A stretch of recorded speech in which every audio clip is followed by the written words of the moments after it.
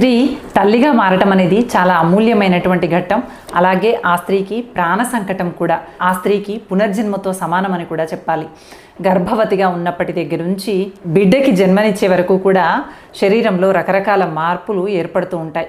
వీటన్నింటినీ తట్టుకొని ఆరోగ్యవంతమైనటువంటి శిశువుకి జన్మనివ్వటానికి సిద్ధపడుతుంది స్త్రీ. అయితే ఇలా గర్భవతిగా ఉన్నటువంటి స్త్రీలు డెలివరీ అప్పుడు నార్మల్ డెలివరీ అవ్వటం వల్ల లుకేమియా లాంటి క్యాన్సర్ జబ్బులు రాకుండా ఉంటాయని, ఆపరేషన్ ద్వారా పిల్లల్ని బయటికి తీయటం, ఆపరేషన్ ద్వారా జన్మించినటువంటి పిల్లలతో పోలిస్తే సహజంగా జన్మించినటువంటి పిల్లల్లో చాలా రకాల రోగాలని తట్టుకునేటువంటి శక్తి ఉంటుందని, అలాగే వీళ్ళకి లుకేమియా లాంటి క్యాన్సర్ సోకదని చెప్పి సర్వేలు చెప్తున్నాయి. స్త్రీ ఆరోగ్య పరిరక్షణతో పాటుగా శిశు ఆరోగ్య పరిరక్షణకు సంబంధించినటువంటి అంశాలని నేటి వీడియోలో చర్చించుకుందాం.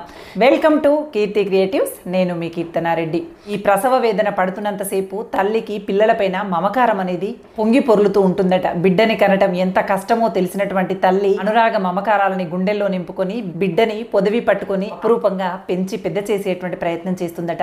ఈ నొప్పుల్లోనే తల్లితనం అనేది ఉప్పొంగి పడుతుందట. ఈ ఆపరేషన్స్ అనేవి ఎందుకోసం ఏర్పాటు చేయబడ్డాయి? బిడ్డ పేగు మెడలో వేసుకుందనో, లేదంటే తల్లి ఏదైనా అనారోగ్య పరిస్థితుల మధ్య ఉన్నప్పుడో, లేదంటే బిడ్డకి ఏదైనా అనారోగ్య సంబంధమైనటువంటి సందర్భాలు ఉన్నప్పుడు తల్లిని బిడ్డని ఇద్దరిని కూడా క్షేమంగా పరిరక్షించడం కోసం ఆపరేషన్ అనేటువంటి సిద్ధాంతం ఏర్పడింది. ఎందుకంటే ఒకప్పుడు ప్రసూతి మరణాలు ఎక్కువగా ఉండేవి. ఆడవాళ్ళు సరైనటువంటి పౌష్టికాహారం తీసుకోకపోవడం వల్ల అయితే ఏమి, గర్భధారణ సమయం నుంచి ప్రసూతి సమయం వరకు కూడా వాళ్ళు తీసుకోవాల్సినటువంటి జాగ్రత్తలు సరిగ్గా తీసుకోకపోవడం వల్ల అయితే ఏమి, బిడ్డ ఎదుగుదలలో లోపం ఉండటం అయితే ఏమి, తల్లిలో ఏదైనా అనారోగ్య పరిస్థితులు ఉంటే అయితే ఏమి, ఇలాంటి కారణాల వల్ల ప్రసూతి మరణాలు అనేవి సంభవిస్తూ ఉండేవి. వీటి నుంచి తల్లి బిడ్డ ఇద్దరిని క్షేమంగా కాపాడాలనేటువంటి ఉద్దేశంతో కొంతమందికి ఆపరేషన్స్ అవసరమయ్యి ఆపరేషన్ వ్యవస్థ అనేది ఏర్పడింది. అయితే క్రమక్రమంగా తర్వాతి రోజుల్లో ఇది ఒక వ్యాపారంగా మారి ప్రసూతి మరణాలు అయితే తగ్గాయి, కానీ అదే స్థాయిలో సహజ ప్రసవాలు కూడా తగ్గిపోయాయి అని చెప్పాలి. అయితే ఇటీవల కాలంలో ఒక సర్వేలో తేలినటువంటి విషయం ఏంటంటే, సహజ ప్రసవం ద్వారా జన్మించినటువంటి బిడ్డకి లుకేమియా లాంటి క్యాన్సర్ లాంటి జబ్బులు వచ్చేటువంటి అవకాశాలు చాలా తక్కువ అట. తల్లి ఉమ్మ నీరును తాకుతూ పుట్టినటువంటి బిడ్డకి ఏది మంచి బ్యాక్టీరియా, ఏది చెడు బ్యాక్టీరియా అనేటువంటిది ముందుగానే పసిగట్టగలుగుతుంది, వాటిపైన దాడి చేయగలిగేటువంటి శక్తిని సంపాదించుకుంటుంది అని చెప్పి ఈ సర్వేలు వెల్లడి చేస్తూ ఉన్నాయి. చూసినట్లయితే డెలివరీ డేట్స్ను ప్లాన్ చేసుకుంటే పుట్టే పిల్లలకు లుకేమియా ముప్పు అధ్యయనంలో వెల్లడి అయినట్టుగా తెలియజేశారు. ఇక్కడ సి సెక్షన్ ద్వారా ఆపరేషన్తో పోలిస్తే ముందస్తుగా ఒక తేదీని అనుకొని ప్లాన్ చేసి ఆపరేషన్ చేయించిన సందర్భాల్లో పుట్టిన చిన్నారులకి రక్త క్యాన్సర్ ముప్పు అధికంగా ఉంటుందని తాజా అధ్యయనంలో తేలింది. బిడ్డ డెలివరీ సాధ్యం కాక ప్రసవ వేదనలతో ఇబ్బందులు పడుతున్న గర్భిణీకి మాత్రమే గతంలో సి సెక్షన్ విధానంలో కూత పెట్టి ఆపరేషన్ చేసేవారు.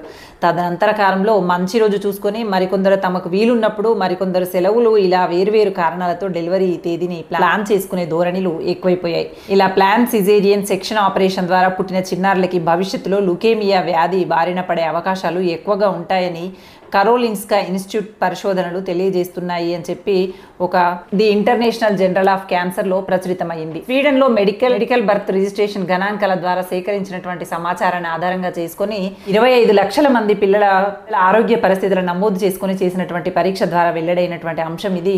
ఈ సర్వే ద్వారా వెల్లడైనటువంటి అంశం ఇది. దీని ద్వారా మనకు అర్థమయ్యేది ఏంటి? సహజ ప్రసవం అనేది క్యాన్సర్ లాంటి ముప్పుని అరికట్టగలుగుతుంది అంటే ఇంకా చిన్న చితక ఎన్ని జబ్బుల నుండి మనల్ని కాపాడుతుంది. సహజ ప్రసవం అనేది ఒక ఎత్తు అయితే, బిడ్డ పుట్టిన తర్వాత వెంటనే తల్లికి పాలు పడటం, అప్పుడే పడినటువంటి పాలని పిల్లలకి తాపించడం అనేది పిల్లలు ఆరోగ్యంగా ఉండటానికి, ఇమ్యూనిటీ పవర్ పెంచడానికి చాలా ఉపయోగపడతాయి. నేటి తల్లులకి పాలు రావటమే కరువైపోయింది. ఎప్పుడైతే పురిటి నొప్పుల బాధ అనుభవిస్తూ ఉంటామో అప్పుడే మన బాడీలో హార్మోనల్ చేంజెస్ అన్నీ జరిగి, రావాల్సినటువంటి మార్పులన్నీ జరిగి బిడ్డకి చనుపాలు తయారవుతూ ఉంటాయి. సహజంగా చోటు చేసుకోవాల్సినటువంటి మార్పులను కూడా మనం కృత్రిమంగా మార్చేస్తూ ఉంటే పాలు ఎలా పడతాయి చెప్పండి? బిడ్డని కనటము కృత్రిమమే, పాలు పడటము కృత్రిమమే. ఆ వచ్చిన పాలు పిల్లవాడికి సరిగా పట్టడం రాక పిండి పడపోయటము, పిల్లవాడికి సరిగ్గా జీర్ణం అవ్వట్లేదని చెప్పి పట్టకుండా ఉండటము, ఇలా రకరకాల కారణాలతో బిడ్డలకి చిన్నప్పటి నుంచే మనం అనారోగ్యానికి పునాదులు వేస్తున్నామని చెప్పాలి. సహజ ప్రసవాల వైపు ప్రయత్నించండి. సహజ ప్రసవం ఏంటి? అసలు ఈ రోజుల్లో సరోగసి గర్భాలు వస్తున్నాయి. రాను రాను ఈ అర్ధ గర్భాల్లోనే పిల్లల్ని కంటారో ఏం చేస్తారో తెలియదు, కానీ సహజ ప్రసవం ద్వారా జన్మించినటువంటి బిడ్డకి, తల్లికి సహజంగా ఏర్పడినటువంటి చనుబాలు తాగుతూ పెరిగినటువంటి బిడ్డకి రోగ నిరోధక వ్యవస్థ అనేది పుష్టిగా తయారవుతుంది. చిన్న చితక వాటికి జబ్బున పడకుండా ఉంటూ ఉంటారు.